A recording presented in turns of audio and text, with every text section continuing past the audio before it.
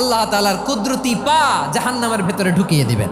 জাহান্নামের সবচাইতে হালকা আযাব হলো ওই ব্যক্তির আযাব যার পায়ে দুটো জাহান্নামের আগুনের জুতা পুড়িয়ে দেয়া হবে। ওই আগুনের উত্তাপে তার মাথার মগজগুলো ভাতের মারের মতো টপ টপ টপ টপ করে বেয়ে বেয়ে পড়বে। এইটা যদি সবচেয়ে লাইট পানিশমেন্ট হয়, সবচেয়ে হালকা পাতলা সহনীয় আযাব যদি হয়, তাহলে ভয়ঙ্কর তোমার আযাবের কি অবস্থা হবে? জাহান্নামের অবস্থা এত ভয়ঙ্কর হবে, জাহান্নামের ভেতরে লক্ষ লক্ষ কোটি কোটি কাফির মুশরিককে দেওয়ার পরেও জাহান্নাম বলবে হালমিম মাজিদ, আরো আছে নাকি, আরো দাও, আমার ক্ষুধা নিবারণ হয় নাই। জাহান্নামে তো উত্তপ্ত হবে, জ্বলন্ত হবে, ভয়ঙ্কর হবে। জাহান্নামের এক অংশ আরেক অংশকে খেয়ে ফেলবে। আল্লাহু আকবার।